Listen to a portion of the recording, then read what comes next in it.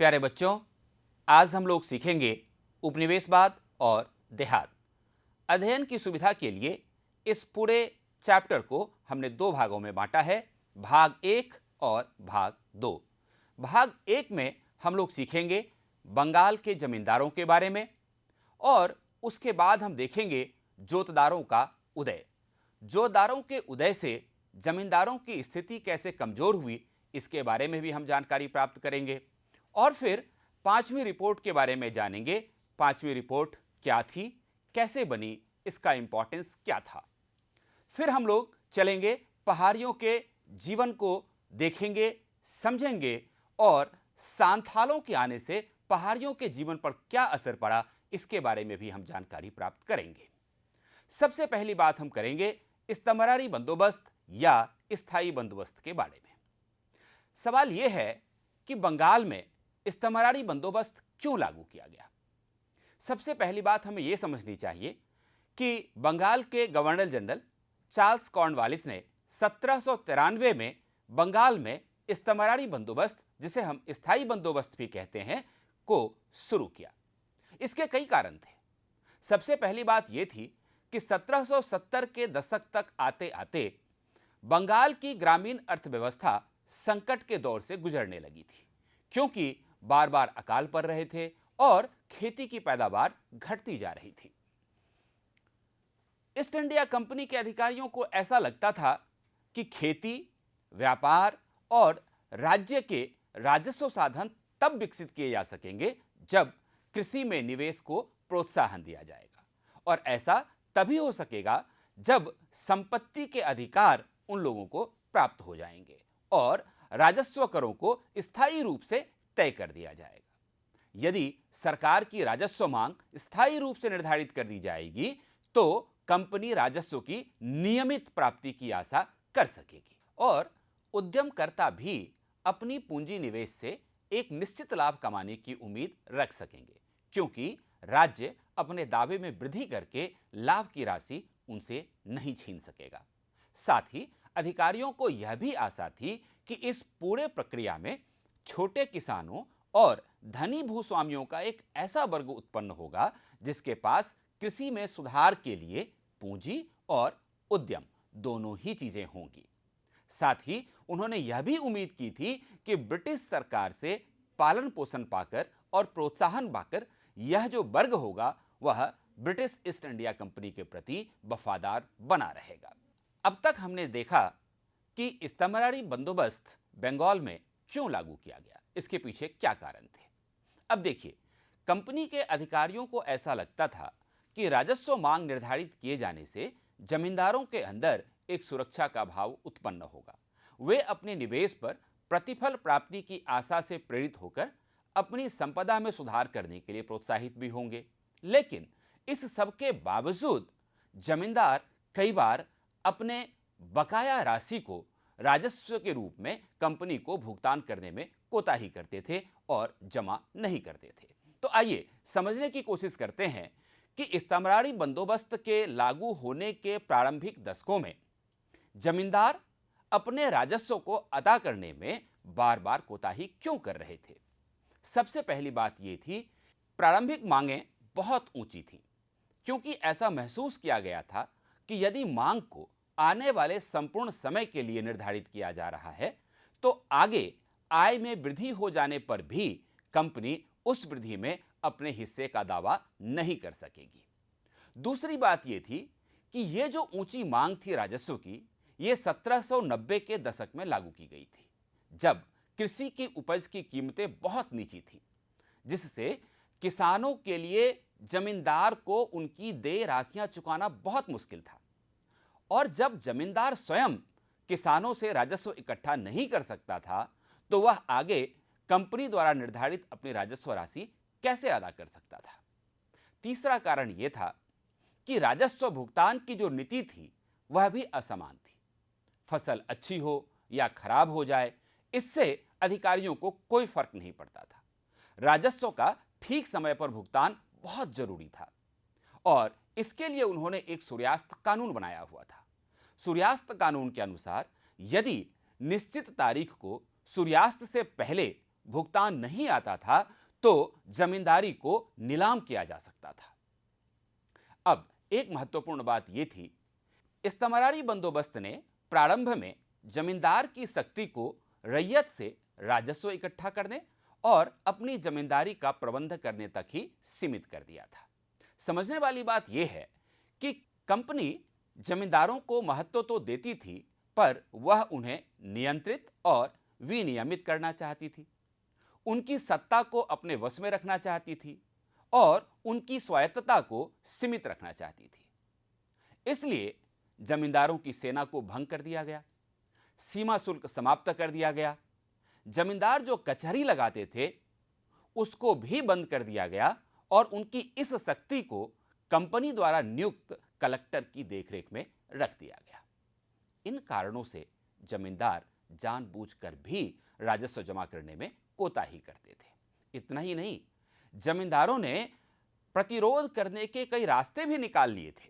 राजस्व की मांग अधिक थी और जमींदारों को लगातार यह भय बना रहता था कि उनकी भू संपदा को नीलाम कर दिया जाएगा। इसलिए जमींदारों ने इन दबावों से उबरने के रास्ते निकाल लिए। क्योंकि संदर्भ नए थे तो नई रणनीतियां भी बनाई गईं। इन रणनीतियों में एक बहुत ही महत्वपूर्ण था फर्जी बिक्री। इसमें कई तरह के हथकंडे अपनाए जाते थे। एक उदाहरण है वर्धमान के राजा का।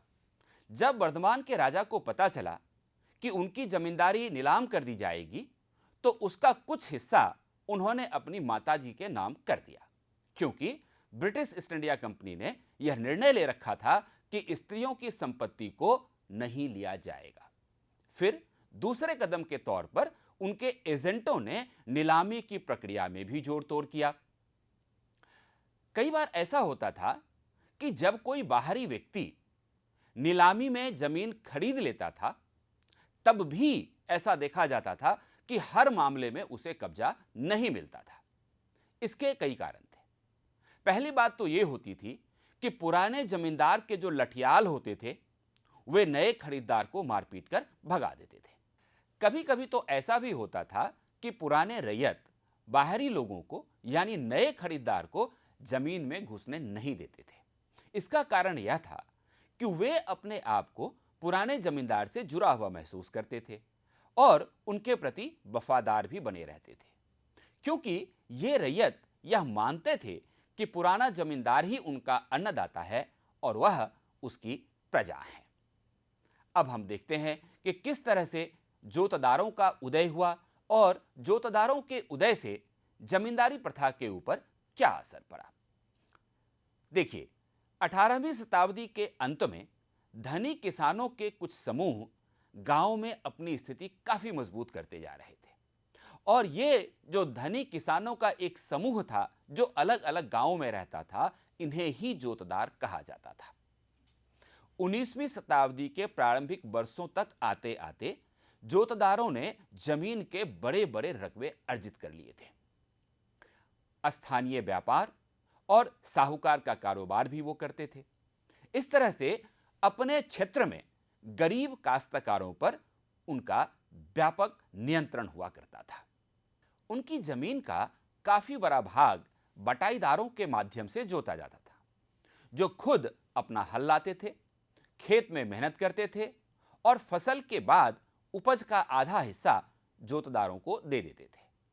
गांव में जोतदारों की शक्ति जमींदारों की ताकत की अपेक्षा अधिक प्रभावशाली हुआ करती थी, क्योंकि जमींदारों के विपरीत जो शहरी इलाकों में रहते थे, जोतदार गांव में ही रहते थे और गरीब ग्रामवासियों के काफी बड़े वर्ग पर सीधे अपने नियंत्रण का प्रयोग करते थे। एक बात और भी थी कि जमींदारों के द्वारा गांव की लगान को बढ़ाने की स्थिति में ये गांव वाले और जोतदार इसका घोर प्रतिरोध करते थे। जमींदारों के द्वारा गांव की लगान को बढ़ाने के लिए जब भी प्रयास किया जाता था तो जोतदार इन प्रयत्नों का घोर विरोध करते थे। जमींदारी अधिकारियों को अपने कर्तव्य का पालन करने से वो उन्हें रोकते थे। साथ ही जो रैयत उन पर निर्भर रहते थे उन्हें वे अपने पक्ष में एकजुट रखते थे और जमींदार को राजस्व के भुगतान में जानबूझकर देरी भी करा देते थे। सच तो यह है कि जब राजस्व का भुगतान न किए जाने पर जमींदार की जमींदारी नीलाम किया जाता था, तो अक्सर यही जोतदार उन जमीनों को खरीद लेते थे। उत्तरी बंगाल में जोतदारों को कई नामों से जाना जाता था, जैसे कई जगह पर उन्हें हवलदार, गांटीदार या फिर मंडल भी कहा जाता था। और इन्हीं परिस्थितियों में जोतदारों के उदय से जमींदारों का अधिकार कमजोर पड़ जाना अवश्यंभावी हो गया। चलिए, अब तक जो कुछ भी हमने सीखा है उसके आधार पर एक गतिविधि करते हैं। यहां आप एक रेखाचित्र देख सकते हैं। इस रेखाचित्र में दिए गए सभी चीजों को अच्छी तरह से पढ़िए और तीर के निशानों को देखिए। इसके साथ जो उपयुक्त स्थल हैं उनके ऊपर निम्नलिखित शब्द आपको भरने हैं: लगान, राजस्व, ब्याज, उधार और फिर उपज। चलिए आगे बढ़ते हैं और 5वीं रिपोर्ट की जानकारी प्राप्त करते हैं। भारत में ईस्ट इंडिया कंपनी के प्रशासन और क्रियाकलापों के विषय में तैयार की गई 5वीं रिपोर्ट 1813 में ब्रिटिश पार्लियामेंट में पेश की गई। यह रिपोर्ट 1002 पृष्ठों में लिखी गई थी, जिसमें 800 से अधिक परिशिष्ट लगे हुए थे। इसको 5वीं रिपोर्ट क्यों कहते हैं? क्योंकि इससे पहले 4 रिपोर्टें ब्रिटिश पार्लियामेंट में पेश हो चुकी थीं और उस पूरी सीरीज में यह 5वीं थी। इन परिशिष्टों में जमींदार और रैयतों की अर्जियां, भिन्न भिन्न जिलों के कलेक्टरों की रिपोर्ट, राजस्व विवरणों से संबंधित सांख्यिकीय तालिकाएं और अधिकारियों द्वारा बंगाल और मद्रास के राजस्व तथा न्यायिक प्रशासन पर लिखित टिप्पणियां शामिल की गई थीं। ब्रिटेन में ऐसे निजी व्यापारियों की संख्या बढ़ती जा रही थी जो भारत के साथ होने वाले व्यापार में हिस्सा लेना चाहते थे, और ब्रिटेन के उद्योगपति भी भारत का बाजार खुलवाना चाहते थे। कई राजनीतिक समूहों का तो यह भी कहना था कि बंगाल पर मिली विजय का लाभ केवल ईस्ट इंडिया कंपनी को ही मिल रहा है, संपूर्ण ब्रिटिश राष्ट्र को नहीं मिल रहा है। इसलिए ब्रिटिश ईस्ट इंडिया कंपनी को बाध्य किया गया कि वह भारत के प्रशासन के विषय में नियमित रूप से अपनी रिपोर्ट भेजा करें। कंपनी के कामकाज की जांच करने के लिए कई समितियां नियुक्त की गईं। 5वीं रिपोर्ट एक ऐसा ही रिपोर्ट है जो एक प्रबंध समिति द्वारा तैयार की गई थी। अब यहां पर यह ध्यान रखना बहुत जरूरी है कि चूंकि 5वीं रिपोर्ट एक सरकारी रिपोर्ट थी, इसलिए इसके जो भी महत्वपूर्ण बातें थी, क्या उसको एज इट इज स्वीकार कर लेना चाहिए? तो इसका जवाब है नहीं। यह सरकारी रिपोर्ट थी, इसलिए इसको बहुत ही सावधानी पूर्वक पढ़ना और समझना चाहिए, क्योंकि हमें यह जानने की जरूरत है कि यह रिपोर्ट किसने लिखी और किस उद्देश्य से लिखी। आजकल जो शोध हुए हैं उससे यह पता चलता है कि 5वीं रिपोर्ट में दिए गए तर्कों और साक्ष्यों को बिना किसी आलोचना के स्वीकार नहीं किया जा सकता, और इसके कई कारण हैं। शोधकर्ताओं ने ग्रामीण बंगाल में औपनिवेशिक शासन के बारे में लिखने के लिए बंगाल के अनेक जमींदारों के अभिलेखागारों और जिलों के स्थानीय अभिलेखों की सावधानीपूर्वक जांच की है, जिससे यह पता चला है कि 5वीं रिपोर्ट लिखने वाले कंपनी के प्रशासन की आलोचना करने पर तुले हुए थे। उन्हें ऐसा कुछ लगता ही नहीं था कि कंपनी के प्रशासन में कुछ अच्छा भी हो रहा था। इसलिए 5वीं रिपोर्ट में परंपरागत जमींदारी सत्ता के पतन का जो वर्णन किया गया है वह अतिरंजित है, और जिस पैमाने पर जमींदार लोग अपनी जमीनें खोते जा रहे थे उसके बारे में भी काफी बढ़ा चढ़ाकर बातें कही गई हैं। इसलिए 5वीं रिपोर्ट के बातों को एज इट इज स्वीकार नहीं किया जा सकता। चलिए आगे बढ़ते हैं और पहाड़ियों के जीवन के बारे में जानकारी प्राप्त करते हैं। पहाड़िया लोग एक जनजाति थे जो बिहार के भागलपुर जिले के राजमहल की पहाड़ियों के इर्द गिर्द रहा करते थे। वह जंगल की उपज से अपनी गुजर बसर करते थे और झूम की खेती करते थे। ये लोग खाने के लिए तरह तरह की दालें, ज्वार, बाजरा इत्यादि उगाते थे। साथ ही जंगलों से खाने के लिए महुआ के फूल, बेचने के लिए रेशम का कोया और राल तथा काठ कोयला बनाने के लिए लकड़ियां इकट्ठी करते थे। पेड़ों के नीचे जो छोटे छोटे पौधे उगाते थे या पड़ती जमीन पर जो घास फूस की हरी चादर बिछ जाती थी, वह पशुओं के लिए चारागाह का काम करती थी। शिकारियों, झूम खेती करने वालों, खाद्य बटोरने वालों, काठ कोयला बनाने वालों और रेशम के कीड़े पालने वालों के रूप में पहाड़िया लोगों की जिंदगी जंगल से घनिष्ठ रूप से जुड़ी हुई थी। वह इमली के पेड़ों के बीच अपनी झोपड़ियों में रहते थे और आम के पेड़ों की छाह में आराम करते थे। असल में वह पूरे प्रदेश को अपनी निजी भूमि मानते थे और यह भूमि उनकी पहचान और उनके जीवन का आधार थी। साथ ही वे बाहरी लोगों के प्रवेश का प्रतिरोध करते थे। उनके जो मुखिया होते थे वे अपने समूह में एकता बनाए रखते थे। वे आपसी लड़ाई झगड़े निपटा देते थे और अन्य जनजातियों तथा मैदानी लोगों के साथ लड़ाई होने पर अपनी जनजाति का नेतृत्व भी करते थे। तो सवाल यह पैदा होता है कि पहाड़ी लोग मैदानी इलाकों पर आक्रमण क्यों करते थे? आइए समझते हैं। कई बार पहाड़िया लोग मैदानों पर आक्रमण करते थे जहां किसान एक स्थान पर बसकर अपनी खेतीबाड़ी किया करते थे। ये आक्रमण ज्यादातर अपने आप को विशेष रूप से अभाव की स्थिति में या अकाल के वर्षों में जीवित रखने के लिए किए जाते थे। साथ ही ये हमले मैदानों में बसे हुए समुदाय पर अपनी ताकत दिखाने का भी एक तरीका था। इसके अलावा ऐसे आक्रमण बाहरी लोगों के साथ अपने राजनीतिक संबंध बनाने के लिए भी किए जाते थे। मैदानों में रहने वाले जमींदारों को अक्सर इन पहाड़ी मुखियाओं को नियमित रूप से खिराज देकर उनसे शांति खरीदनी पड़ती थी।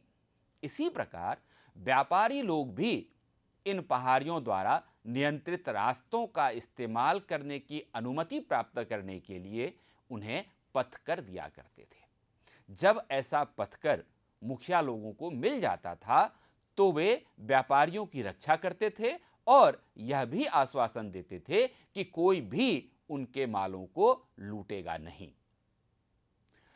जैसे जैसे स्थायी कृषि के विस्तार से जंगलों और चारागाहों का क्षेत्र कम होता गया, पहाड़ी लोगों और स्थानीय खेतिहरों के बीच झगड़ा भी तेज होता चला गया।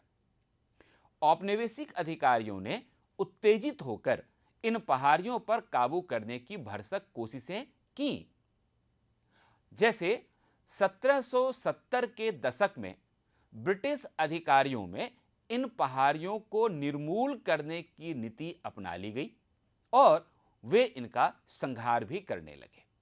इसके बाद 1780 के दशक में भागलपुर के कलेक्टर क्लीवलैंड ने एक शांति स्थापना नीति प्रस्तावित की, जिसके अनुसार पहाड़िया मुखियाओं को एक वार्षिक भत्ता दिया जाना तय हुआ और बदले में उन्हें अपने आदमियों का चाल चलन ठीक रखने की जिम्मेदारी लेनी थी।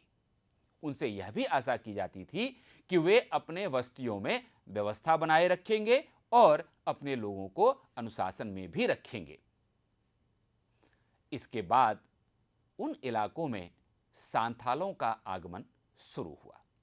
यह एक नए खतरे की सूचना थी जो पहाड़ियों तक पहुंच रही थी। हमें समझने की कोशिश करनी है कि यदि कुदाल को पहाड़िया जीवन का प्रतीक माना जाए तो हल संथालों की शक्ति का प्रतिनिधित्व करता था। 1780 के दशक के आसपास संथाल लोग बंगाल में आने लगे थे। जमींदार लोग खेती के लिए नई भूमि तैयार करने और खेती का विस्तार करने के लिए उन्हें भाड़े पर रखते थे। ब्रिटिश अधिकारियों ने भी उन्हें जंगल महालों में बसने का निमंत्रण दिया। समझने वाली बात यह है कि पहाड़िया लोग जंगल काटने के लिए हल को हाथ लगाने के लिए भी तैयार नहीं थे और अब भी वे उपद्रवी व्यवहार करते थे। इसके ठीक विपरीत संथाल आदर्श वासिंदे प्रतीत हुए, क्योंकि वे जंगलों को साफ करके भूमि को पूरी ताकत से जोतते थे। अब तक हम लोगों ने जो कुछ भी पढ़ा उसके आधार पर एक गतिविधि कर लेते हैं। यहां आप ऊपर दो चित्र देख सकते हैं।